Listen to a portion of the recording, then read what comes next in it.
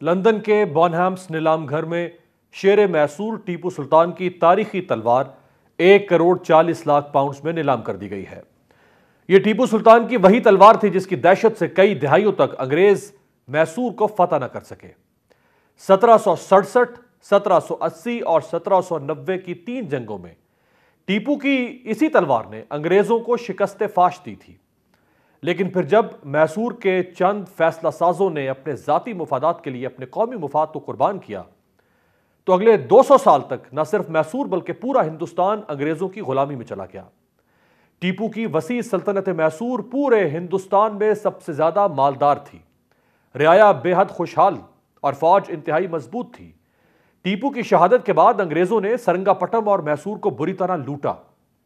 ایک اندازے کے مطابق انگریزوں نے پورے ہندوستان سے 450 کھرب ڈالر سے زائد لوٹا اور یہ سب کچھ برطانیہ منتقل کیا۔ انگریزوں کو یہ کامیابی ان کی بہادری کی بدولت نہیں بلکہ میسور کے چند مفاد پرستوں کی وجہ سے ملی تھی۔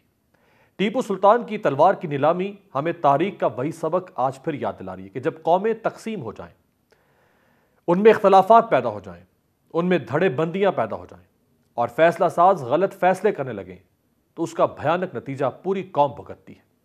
آج کل پاکستان میں ہر طرف مائنس عمران اور پلس نواز فارمولے کی گونج ہے۔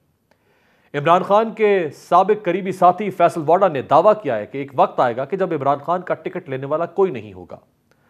موجودہ صورتحال بھی کچھ اسی طرح کے اشارے دے رہی ہے، کیونکہ تحریک انصاف کی چلتی گاڑی سے اترنے والوں میں پی ٹی آئی کے ٹکٹ ہولڈرز کا بھی تیزی سے اضافہ ہو رہا ہے۔ عمران خان خود یہ دعویٰ کر رہے ہیں کہ جیتے گا وہی جسے میں ٹکٹ دوں گا، لیکن یہاں کچھ سوالات پیدا ہوتے ہیں۔ کیا واقعی لوگ اصولی طور پر پی ٹی آئی چھوڑ رہے ہیں یا ان پر کوئی دباؤ ہے؟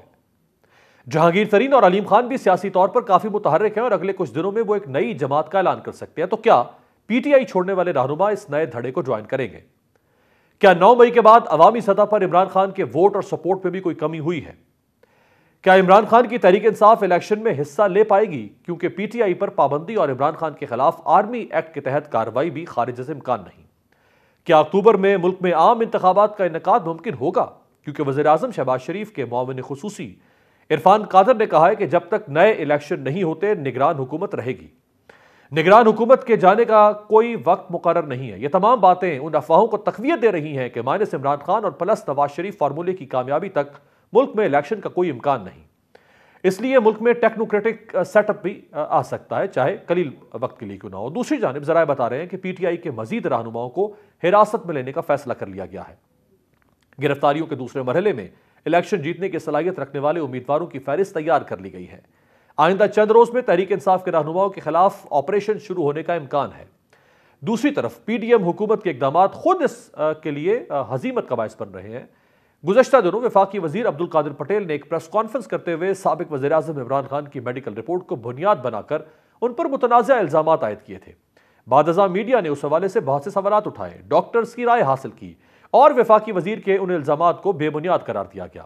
اب عمران خان نے وفاقی وزیر صحت عبدالقادر پٹیل کو 10 ارب روپے ہرجانے کا نوٹس بھی بھجوا دیا گیا ہے۔